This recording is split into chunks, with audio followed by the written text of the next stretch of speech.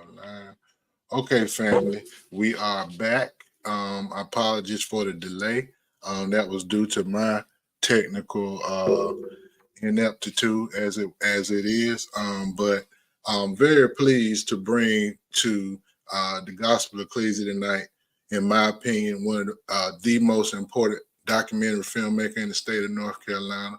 He's a North Carolina born and raised homeboy, involved in a lot of exciting things. Uh, Creator, director of the seminal documentary film Wilmington on Fire about the Wilmington Massacre of 1898.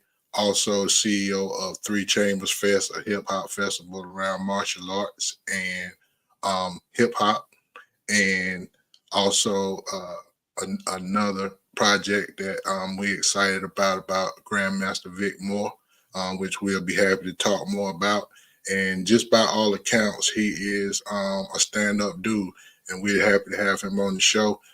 Everybody, welcome Christopher Everett. How's it going, man? How's it going? It's going well. I'm glad I could get you. And apologies again for the delay. Like I said, I reserve the right to get better. But yeah, let's catch up, man. What has been going on with you professionally since we talked last? You know, I had the show and it was audio, but it's been a few years. So what's been going on? Well, man, I would say professionally, man, a lot has happened over the past few years. One, I got married. Congratulations. Yeah, to my lovely wife, Yep. Charlotte. Yep. So that's one thing that happened in my personal life. And then Yep. also, I think becoming the artistic director at the Southern Documentary Fund, that has been another professional move. Okay. We support documentary filmmaking throughout the South. One of our big projects came out recently, the Little Brother documentary, May the Lord Watch. We were heavily involved in supporting that project. We gave that project a grant. We also offered the project fiscal sponsorship. So it's been cool to see Fonte and Pooh and Holland. Shout out to them. Shout out to the whole Little Brother clique, man. Oh yeah. And so I've been involved. So I've been involved in those type of things, man. Just my 9 to 5 aspect of my life, but also, we wrapped up production with Grandmaster the Vic Moore story. So we're in post production now, finishing up the edit for that now, and also we wrapped Wilmington on Fire Chapter 2, which is in post production as well. And then also I launched my own festival, hip hop music festival called Three Chambers Fest, that combines hip hop, martial arts, and anime culture, man. So I've just been busy all around. Right. Yeah, it sounds like it, man. And peace be upon your union. I wish you and the missus all the blessings and all of that. Let's talk about. Let's start with Three Chambers Fest. Right. So and let's talk about how and I want to we're gonna put all the information up and what have you so that everybody can get on board with it. So I guess we should let us begin at the beginning. What is Three Chambers Fest? Well, Three Chambers Fest, man, it's really an initiative that I decided to start a few years ago. I was already kind of starting it, doing like little one-off projects here and there in regards to like the whole Three Chambers concept started, I would say about 2022, when I was I was pretty much showing like old kung fu flicks at the Pinhook in downtown Durham. We were doing like old kung fu flicks, man. I think I showed like the Black Dragon's Revenge, TNT Jackson. Then I had my man Priest Jacobs come up from Columbia, South Carolina, a talented DJ out of Columbia, South Carolina. We kind of shared that same enthusiasm for like blaxploitation films and kung fu flicks. And so I would have him come up, DJ for like the first hour, when the doors are open, people getting their drinks, socializing. And so Priest would play a lot of hip hop, a lot of Wu-Tang tracks, and then we'll show a kung fu flick. And so that's where the whole concept kind of came from, man, was just launching that in Durham. And then when I moved to Wilmington, I said, you know what, let me go ahead and expand this thing and just kind of combine all the things that I love, man. I love hip hop, I love martial arts culture, and I love anime culture as well. And so I said, you know what? And also Wu-Tang has always been a big influence on me as well. Me too. Shout out to the Wu. So Wu-Tang really was the biggest inspiration behind this, man. I Yeah. said, you know what, let's name this thing Three Chambers because we're focusing on these three elements: hip hop, martial arts, and anime. And also it's giving a shout out to RZA and the Wu-Tang. And also one of my favorite kung fu flicks, 36 Chambers of Shaolin. You know, Yeah, so yeah, that's what it was birthed at, man. And then last year we had our first annual festival, which was very dope. We had my man Sky Zoo, who was one of right. the headliners. He did Shout his out to Skyzoo. Oh yeah, oh yeah. We had Skyzo do his thing. We had my man Solomon Brigham from the hip hop group Marlowe do his thing as well. And then we also had my brother Shaolin Jazz. They do an excellent immersive film screening experience called Can I Kick It? And it's where they remix the score live to any film. It could be an action film, Okay, a flick, anything. And so we remixed the score live to the Brandon Lee film, The that's Crow. dope. That's Yeah, dope. man. And Yeah, so those are some of the things we're doing with it. yeah. And I just gotta share my Wu Tang story. So I met Wu Tang in 1994, Right, right after the end of 36 came out, right. and right down in Wellens Village and here in Durham at Yeah, a little place called Willis Records and Tapes. And me and my little crew yeah, rolled up on them, and we was like, "Yo, y'all the dopest thing ever." You know what I'm saying? And they was like, all of them wasn't there. yeah, Meth was there, Red Man was there, and Deck was there. yeah. And they gave us tickets to the show that night. So I've been a Wu-Tang fan. Like, I was a Wu-Tang fan before that, but after that, I was a super Wu-Tang fan. So Yeah. I Oh am. man, I wish you could have came, man. Because we did another thing that we do with Three Chambers Fest, man. We do like year-round programs. So we Yeah, do like film screenings, we do hip hop concerts, we do all type of stuff, man. And so we partnered with my wife's festival, the North Carolina Black Film Festival, back in May.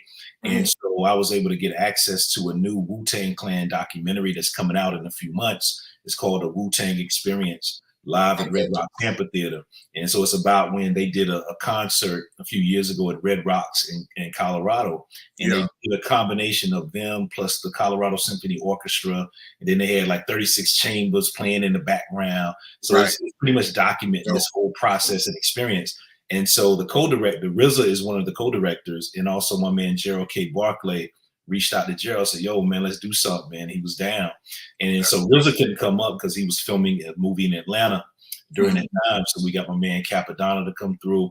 Had a great experience, man. And so that was the opening night film. Capadonna did his thing, gave us like a hot 16 during the Q&A and everything, man. And everyone enjoyed it, man. He took, man, he loved the experience. He just stayed after like an hour after the event was over just to make sure everyone had a picture with him. That's And so dope. it was a cool experience, man. It was a great And experience. this was in Wilmington. This was in Wilmington, man. And Okay. people don't realize how big that was because the film only screened in like two places Right.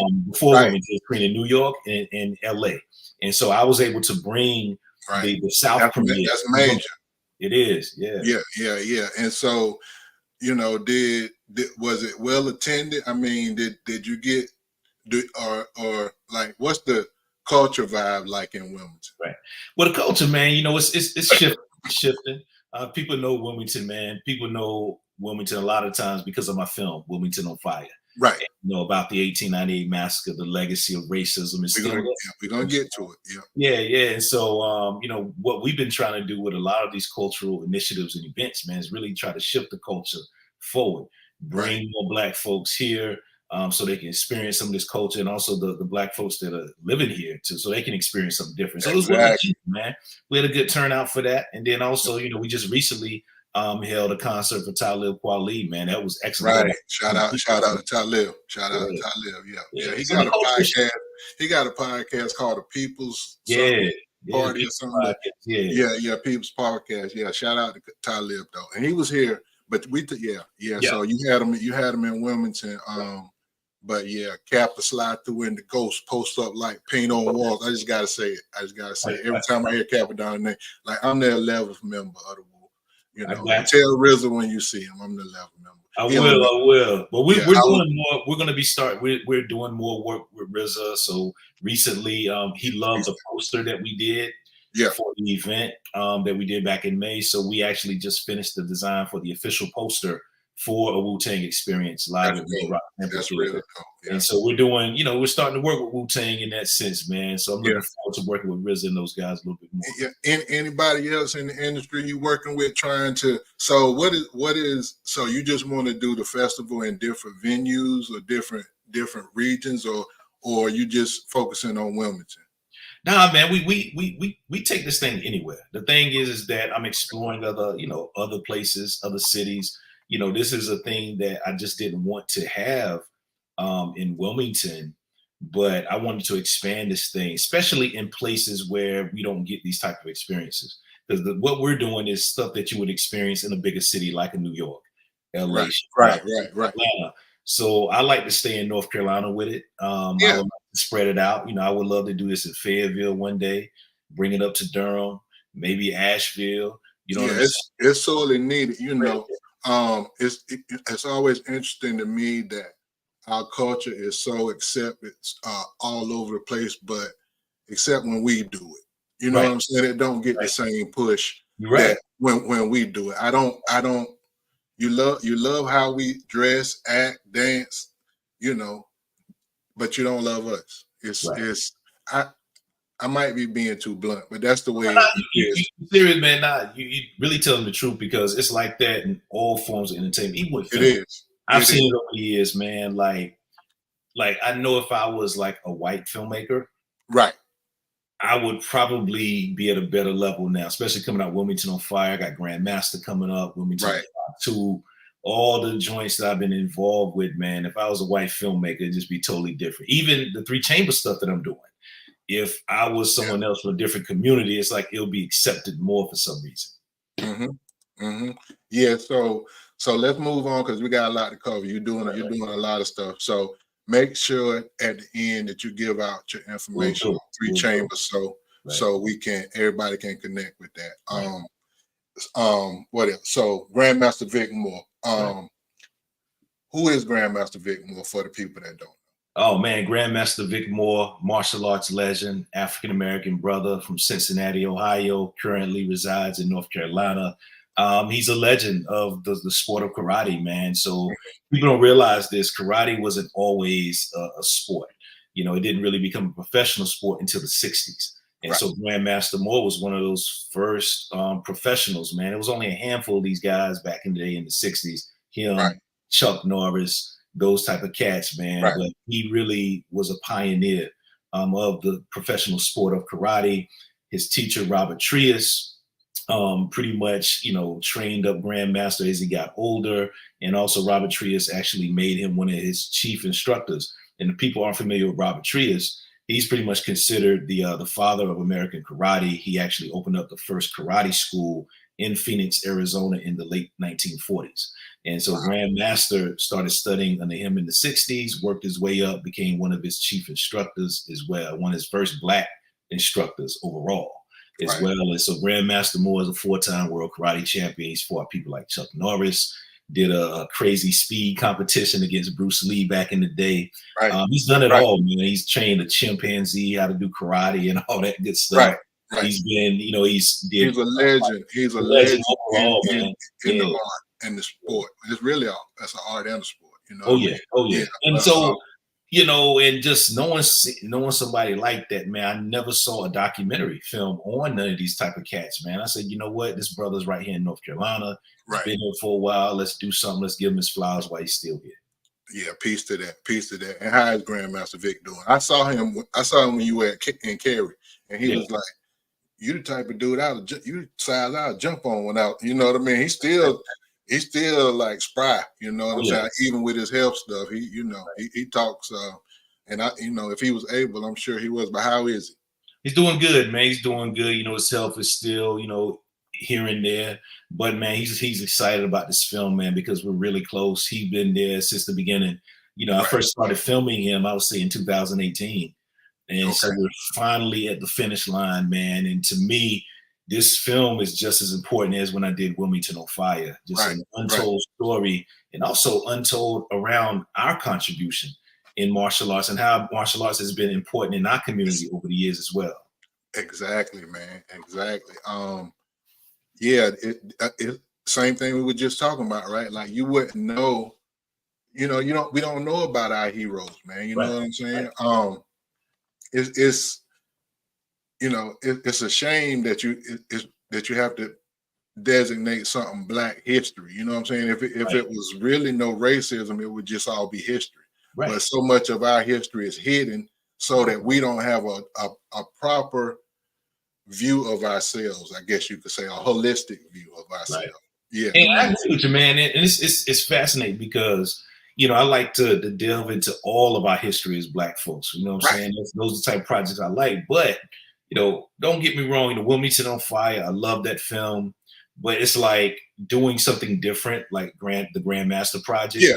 hasn't really gotten the support like Wilmington on Fire. And I know why, Right.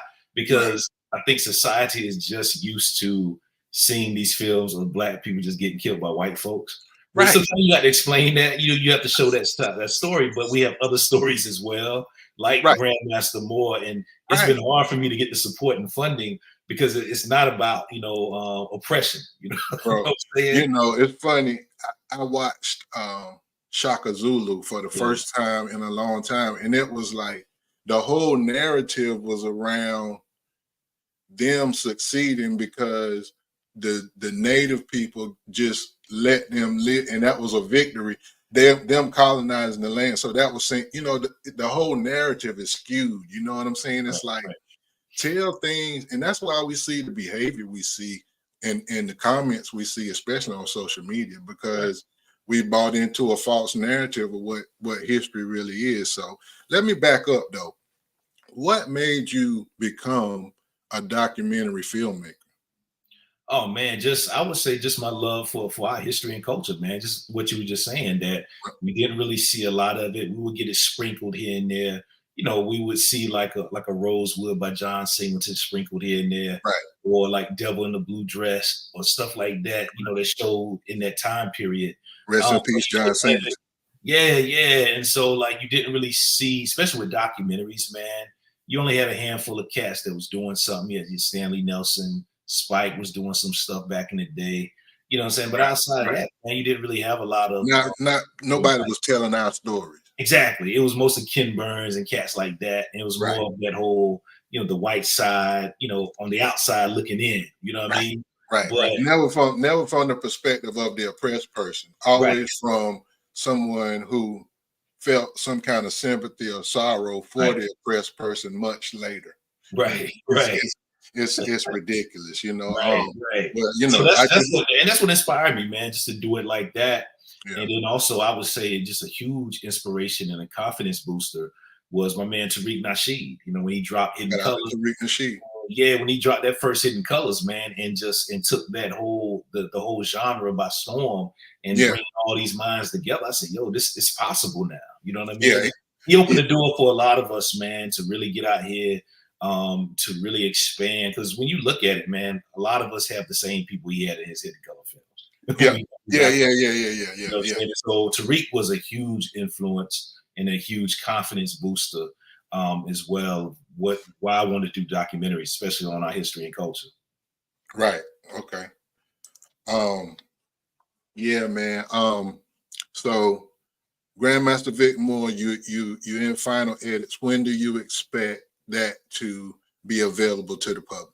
Well, we're going to start doing some screenings. We're probably going to do a screening at this year's Three Chambers Fest, like Okay. a small private sneak peek thing. Hmm. December, Three Chambers Fest is this December 4th through the 7th. So we're going to announce that date for the screening of Grandmaster, the Vic Moore story. And then we're going to start doing more, like festival screenings starting next February for Black History Month Okay. on to probably about the summer, man, till like around Juneteenth. Then we're going to kind of put it out, Yeah. to be really available. But we're going to start off with screenings, man. We're going to do the same thing. They're going this chitlin circuit, you know what I mean, across Yeah. North Carolina, and do some stuff in Cincinnati, Yeah. LA. Yeah. There's nothing wrong. There's nothing wrong with the chitlin circuit. We Oh need yeah, to. We need to keep that a viable option. You know what oh I yeah, mean? So that we don't have to always go through the gate, right. the usual gatekeepers, right? And I like doing it like that, man, because you go right to the community, you go right to the audience, you go right to your people, man. And Yeah. you, Yeah. you Yeah. saw Yeah. how we did it. You saw how we did it in Cary, where we showed like the rough cut screening. those are the type of things I like, man, because I want people to meet Grandmaster more. I want people to meet me. Yeah. And I want people to experience this whole thing. Yeah, it was cool. I didn't get to. I was late, but I got to meet him. You know what I mean? And he talked to me and my son. And he, just shout out to him, man.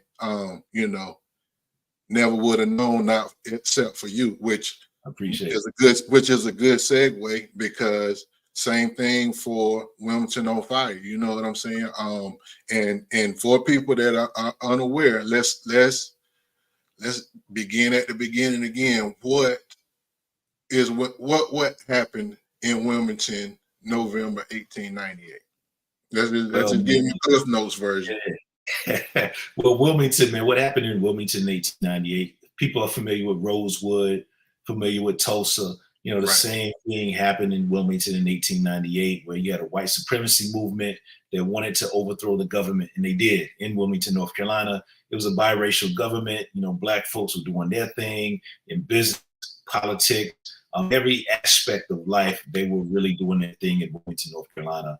And so you had the white supremacist movement that wanted to destroy that and reverse things back to how they were prior to the Civil War. And so that's what the film is really about, man, just showing the beginning of this, the main conspirators, how they plotted and planned the whole coup d'etat in Wilmington, and how they did it, and how some of those effects are still affecting the city and the state of North Carolina and throughout the South to this day. And so that's what we did with Wilmington on Fire. Had a hell of a cast. Like I said, Tariq Nasheed's Hidden Colors was a major influence, and he was a producer on that documentary project as well. But I got to give a shout out, man, RIP from my man, Larry Rennie Thomas, who was very instrumental in that film. And he was the first person I reached out to when I wanted to go on this journey of doing Wilmington on Fire. And he was there the whole time and really always pushed me to do this thing, and really out there. And he traveled all over the country with me, man. When we first started doing screenings in North Carolina, we've been to LA, Chicago, New York, all over this country, man. He was there pretty much every screening, every step of the way. So that was a huge loss, and we lost him last year. Yeah. Words can't express who he was. He was a giant. He was a giant, and should be remembered as such. I met him through you, and he invited me into his home and schooled me on, the movement, and peace to him on the next plane. Peace. Oh yeah. And we, man, me and Larry, man, we were already talking about doing a project on him. We was already starting to do some stuff because I had already filmed him from Wilmington on Fire too. He'll be in that. And then we were starting to, plot on doing, something else on his contribution. Also to jazz music and jazz culture in this country. He's played a big part in that, man, but we didn't really fully get into it when we wanted to do it because, he started having health issues, and I was busy, and then, he passed, man. But that's something I still want to explore because we got some material to work with. We got folks like yourself that possibly want to contribute, be interviewed. Absolutely. Whatever you need. One other thing I just want to say about Brother Larry, he's probably the foremost expert on the Wilmington 10 incident. Oh yeah. And also, man, and with that, I'm glad you brought that up because me and my boy Curtis John, we started an initiative called Black Docs a few years ago, and that was to really bring Black documentaries to our community and also unearth unreleased type of films as well. And so Haile Gerima did a documentary on the Wilmington 10 back in the 70s. It was first happening. And so Wilmington 10, Wilmington 10, USA 10,000. Yes. So he never put this thing out, right? And so a few years ago, I saw the Academy. They said that they did a 4K restoration. So I hit my man up. I said, yo, do you still got to connect over there? And he said he did. And so it took us, man, about a year and a half to finally get the film and to get approval from the Gerima Estate and the Academy. And Larry was a big part of that. He was supposed to be a part of that screening. So we did a screening last October of that film. We had Ben Chavis, he came through, Wayne Moore, Willie Vereen, man. So we had 3 of the Wilmington 10 that came through, and it was packed. And we really honored that screening for Larry because Larry was the one that really kind of pushed us to do this thing. And he was supposed to have been a part of it. But like I said, man, he passed away. So I totally agree with you, man. If it weren't for Larry, and he doesn't get his credit, No, he Larry does not. the He does biggest reason why Wilmington 1898 and Wilmington 10, and also the push for reparations around this event as well is not. really Right. all because of Right. him. Very early. He was very early in the reparations discussion. Oh yeah, Very early. I mean, the old Ian Cobra and those type. yeah. He was talking about it a long time ago. Oh yeah, when it wasn't popular. Yeah, when it No, wasn't popular to talk about, man. right, And he right, was on it. right. So, yeah. So, Wilmington on Fire basically told the story of what was done, Right. Wilmington 1898 and what led up to it, and brought us from 1898 until I guess today. So Right. what's your intention with Wilmington on Fire 2? Oh man, well, Wilmington on Fire 2 is really looking at Wilmington. It's very different from part one. Part one is all history lesson. Part Right, two is really focusing on Wilmington today. Because like I said, man, I met my wife here. I right, met a lot of great people in Wilmington, like Larry and others, and right. just being a part of the A lot community. of good people. Shout out to the Port Yeah, City. yeah, man, a Shout lot out of to the good people I met over the years. And I said, you Yeah, know what? They're not, a lot of these people aren't getting highlighted.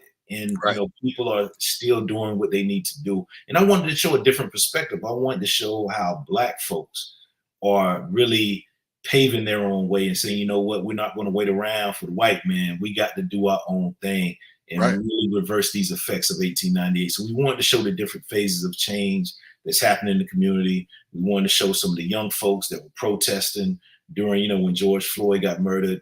We wanted to show this couple who's really working hard to get more Black folks into entrepreneurship in the city. We had his brother named Cedric Harrison, who has a Black History tour bus that he put together. We were yeah. there I heard about that. Yeah. we were there from the beginning, man, when he first got it and put it Okay. together. And so we just wanted to show the different phases of change that's happening in the city. And Right. they have a long way to go, but I wanted to show something like, hey, there is some things to be done, and Right. let's support what these folks are doing, so we Right. can move this city forward. They could do a lot of things if they were repaid for what was lost. They Exactly. could do a lot of things, but they Right. could do the same thing anybody else could do. You know what I'm Right. saying? The difference is the financing. And Right. and let me just state that nobody has a problem with the government giving out money hand over fist until Black people get it. Right. They Or come on, should be. they come with all type of stuff, man. They saw Yeah, where's it gonna come from? Where's it gonna come from? Why should I have to do this? And Right. I didn't own, it's Right. the arguments. We've Right. all heard them. But the thing is, man, we have to pay as Black folks. We haven't done anything to nobody, but we still have to pay for a lot of stuff because we're part of this country. So it's time for everybody else to step up as well and pay for it. Everybody's got a problem with the government paying out until their name is on the check. Right. They don't have a problem then for some reason. You know what I Right. mean? So and it's only right. I saw that the Black farmers finally, after decades, got some money. But a lot of those guys, man, were old, and a lot of them had passed over the years as well, trying to wait. Right. You know what I mean? And that's not what they're not telling us that. Like a lot of these Black farmers, man, were up there in age. A lot of them had passed away. So they tried to wait them out. They tried to wait them out. Yeah, and they did wait a whole bunch of them out. But it's funny that wrongs. We're not supposed to. Like I think Zora Neale Hurston said, if you're quiet about what they do to you, they'll kill you and say that you asked for them to, or something to that effect. I'm paraphrasing, but Right. yeah, we're supposed to just sit back and be quiet and just go along with the flow. So Right. okay, so yeah, and the economic effects of what happened during Wilmington 1898. I'm sure you plan to explore those and kind of close the loop on that, because that's what we're talking about, right? Oh yeah. And so, man, we got like a lot of cats that have collected data over the years. We worked with certain organizations that have said, what has been the lasting effects? Like in the first one, we had Professor Sandy Darity. He broke it down because he did a lot of his work. Yeah, he did a lot of his work around the economic impact of 1898. I said, man, let's take it to another level. What's the current impact as well? And so we worked with an organization called the Cape Fear Collective, and that's their whole initiative. And so we interviewed several people that worked there. and they broke it down. You know, just the disparities, whether it's housing, jobs, businesses, the lack of access to capital. What you were saying, Right. all these things still affect the Black community in Wilmington. It all ties into 1898 as well. And so we're going to talk about all those numbers, man, and break it all down and show the reason why reparations is in order and reparations is needed as well. Right. And you know, they always say, well, we need to at the national level, they say we need to convene a study to study the effects. And I'm like, Dr. Darity, Dr. John Claude Anderson, and Cobra, like Dr. Darity and Derek Hamilton did a great white paper on, you know, why Black, you know, the myth is that we can save our way out of the condition that we've been placed in. It's not enough hours in the day. You can't work your way out of it. Dr. Darity explains that better than most. So, you know, I don't understand what they need to study. Right. It's like, yo, the evidence is there. You got books, you got films. Hell, we still got people living that grew up in Jim Crow segregation. Right. Still living, like the proof is still here. So it's like, well, what is the study? Let's go ahead. They living in it today. They just call it something else. You know what I'm saying? That's the other thing they do. They trick us with word games. You know what I'm saying? It's like, no, this is not, you know, welfare. This is a subsidy. Well, what's the difference? It's the same thing. You're just calling it something different. Yeah, it was a great article. I got to send it to you because you might know what I'm talking about. But it was an article, man, that talked about how the cost of racism. Like, because Black people can't really access the capital. Like for example, man, if you had money, you could grow your podcast. I could grow what I'm doing. They just show like how this country is losing trillions of dollars each year because we can't grow our business. Because just imagine, man, if we had equal access to capital, we can hire, we can grow. It's a whole bunch of stuff, and it's going to help the whole economy. They just showing how there's a big hole in just the American economy because of racism, because of Black people not being able to get the capital. Right. So that's how I push it now. It's like, man, this is an American issue. Right. That's why you know what it makes me think about? It makes me think about Wilmington 1898 when they burnt down the newspaper so it wouldn't be able to compete with the Star News. Right. Because that's the issue, right? Yeah. Competition on an equal playing field. Right. Right.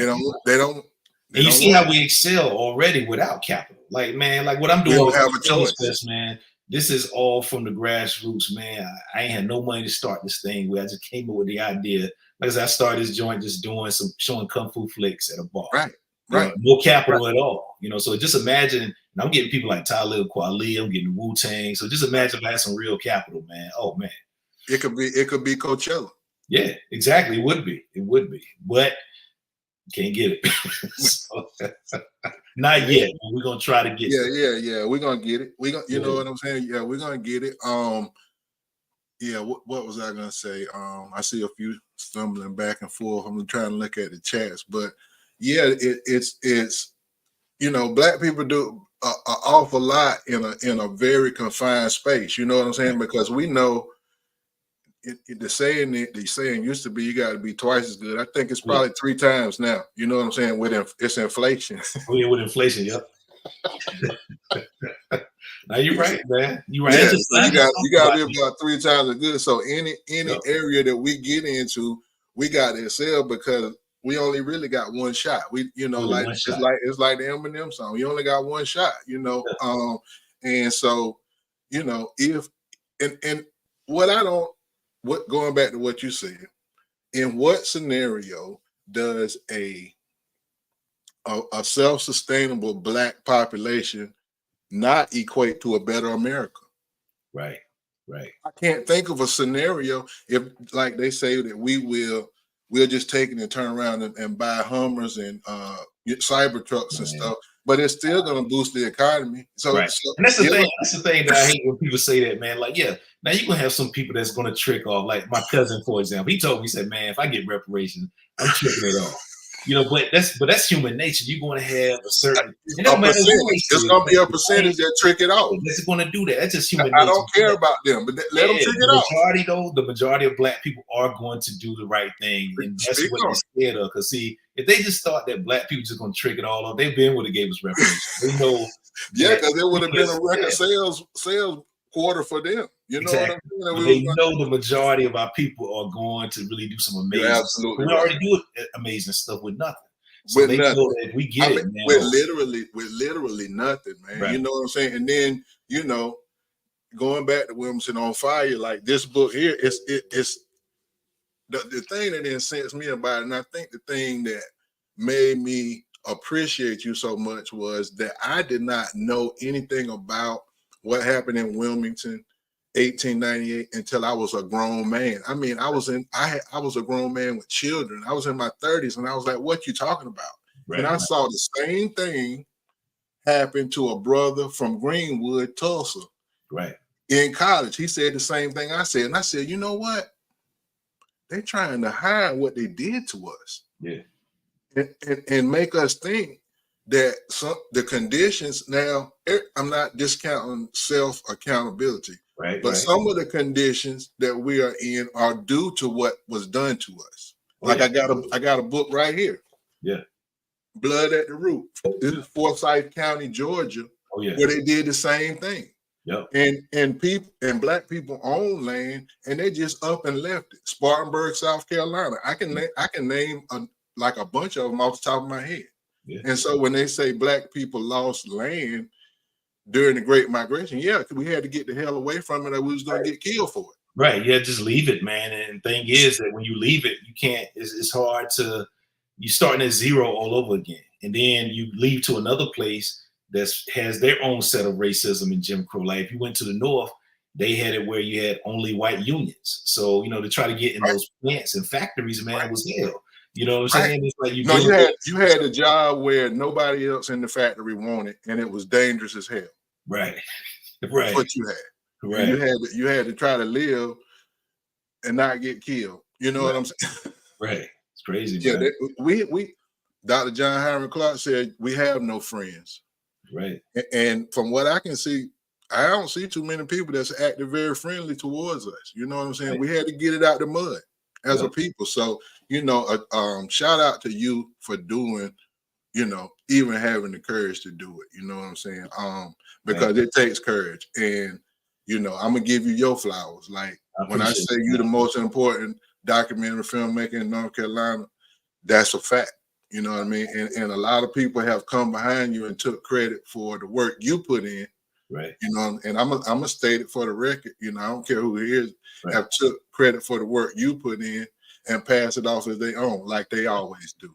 Right. Like That's how that's how they do it, man. But it is what it is. The streets know the truth, and we're just gonna right. continue to tell our stories, tell our history, and just expand it, as Yeah. well. Yeah. So, Okay. Well, man, I'm glad we got to connect. I think I have run through about everything. You got a lot going on, but make sure you give love to Grandmaster Vic Moore. Make sure you tell the RZA and all them what's up.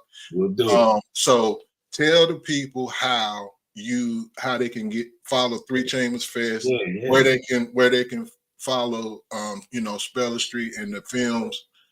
So just give the information out. Yeah, well, people are interested in Three Chambers Fest, what we got going on for that. We're doing Three Chambers Fest this December 4th through the 7th in Wilmington, North Carolina. You can get all information at threechambers.com. Threechambers.com. That's the number 3 and chambers spelled out.com. Everything is on there. You can see past stuff that we've done, current stuff we got coming up, etc. Also, if you're in the Triangle, we're doing a special Can I Kick It? I think I was telling you guys about Can I Kick It earlier. We're doing one in a few weeks, September 7th, at the Cary Theater, at the Beyond the Cary Film Festival at the Cary Theater, September 7th. We're doing a special Can I Kick It? Where we're going to do a live film score to the movie Kill Bill Volume 1.